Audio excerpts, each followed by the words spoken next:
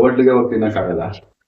ಮನೆಯಲ್ಲಿ ಮಾಡೋದನ್ನ ಸ್ವಲ್ಪ ಕಲಿಬೇಕು. ಕಲ್ಸ್ಕೊಂಡ್ರೆ ನಮ್ಗೆ ಒಳ್ಳೇದು. ಯಾವಾಗ್ಲೂ ನಾವು ಹೋಟ್ಲಿಗಾಗ್ಲಿ ಬೇರೆ ಯಾರೋ ಮಾಡ್ಕೊಡ್ತಾರೆ ಅಂತ ನಾವು ಇದು ಮಾಡ್ಕೋಬಾರ್ದು. ನಾವು ಏನಾದ್ರು ಒಂದ್ ಸ್ವಲ್ಪ ಬೇಸಿಕ್ ಆದ್ರೂ ಕಲ್ತ್ಕೊಂಡಿರ್ಬೇಕು. ಅಟ್ಲೀಸ್ಟ್ ಗರಂ ಮಸಾಲ, ಉಪ್ಪು, ಇದು ಬಂದು ಪೆಪ್ಪರ್ ಪೌಡ್ರು, ಇದು ಧನಿಯಾ ಪೌಡ್ರು, ಇದು ಅರಿಶಿನ, ಇದು ಬಂದು ಖಾರದ ಪುಡಿ, ಇದು 4 ಮೊಟ್ಟೆ, ಇದು ಬಂದು ಈರುಳ್ಳಿ ಮತ್ತೆ ಒಂಚೂರು ಕಾಯಿ,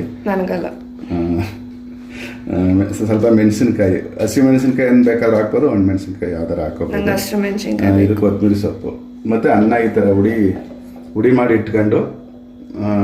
ಇಟ್ಕೊಂಡ್ರೆ ಆಮೇಲೆ ಹಾಕಕ್ಕೆ ಸರಿ ಹೋಗುತ್ತೆ. ಬನ್ನಿ ಈಗ ಹೋಮ್ ಮೇಡ್ ಏನು ಎಗ್ ರೈಸ್ ಮಾಡೋಣ.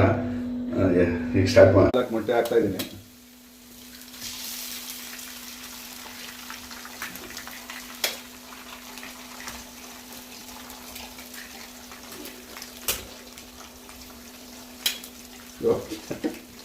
ಹೊಡೆದೇ ಹೋಯ್ತು.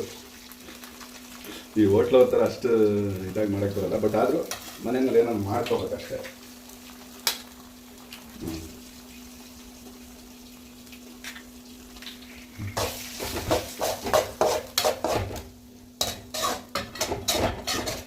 ಪೌಡ್ರ್ಗಳನ್ನೆಲ್ಲ ಹಾಕೋಬೋಣ ಇವಾಗ. ಇದು ಬಂದು ಗರಂ ಮಸಾಲ ಸ್ವಲ್ಪ ಹಾಕ್ಬೇಕಷ್ಟೇ, ಗರಂ ಮಸಾಲ ಜಾಸ್ತಿ ಹಾಕ್ಬಾರ್ದು.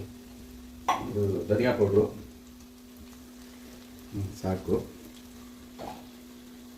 ಇದು ಪೆಪ್ಪರ್ ಪೌಡ್ರು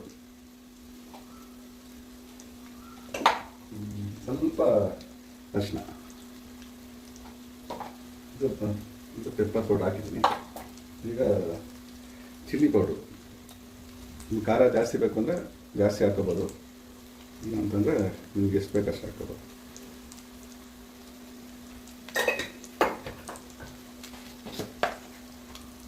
ಆಮೇಲೆ ಉಪ್ಪು ರುಚಿಗೆ ತಕ್ಕಷ್ಟು, ಫಸ್ಟು ಸ್ವಲ್ಪನೇ ಹಾಕಿ, ಆಮೇಲೆ ಬೇಕಾದರೆ ನಿಮಗೆ ಇನ್ನೊಂದು ಸ್ವಲ್ಪ ಬೇಕು ಅಂದರೆ ಆಮೇಲೆ ಹಾಕೋಬೋದು.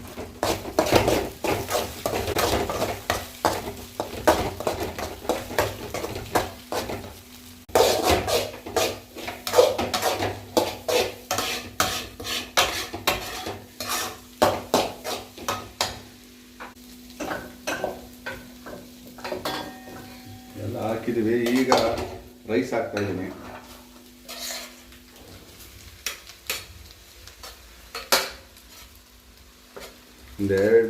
ಒಂದಿಬ್ಬರು ತಿನ್ನುವಷ್ಟು ಇಷ್ಟು ಹಾಕಿದ್ದೀನಿ.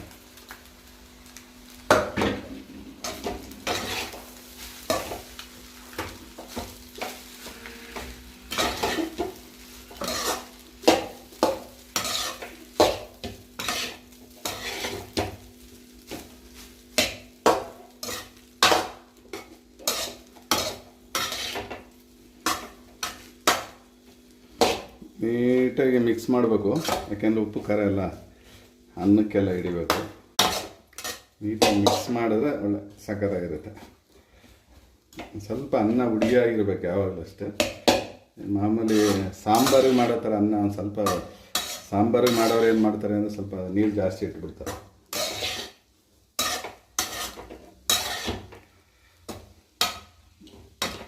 ಅಲ್ಲಿ ಹೀಗೆ ಕೊತ್ತಂಬರಿ ಸೊಪ್ಪು ಒಂದು ಸ್ವಲ್ಪ ಹಾಕ್ಬಿಟ್ಟು, ಕೊತ್ತಂಬರಿ ಸ್ವಲ್ಪ ಹಾಕ್ಬಿಟ್ಟು, ಸಿಕ್ಕಿದೆ ಚಾನ್ಸ್ ಅಂತ ಒಂಚೂರು ಇದನ್ನು ಹಾಕ್ಬಿಡ್ರಿ. ಈ ಥರ ಮಾಡಿದ್ರೆ ಅಷ್ಟೇ ಮುಗೀತು. Egg rice ready. Home made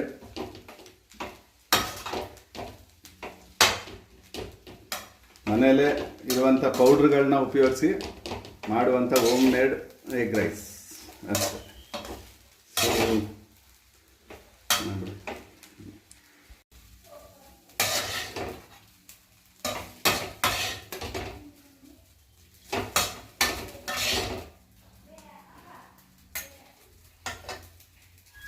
egg rice ready.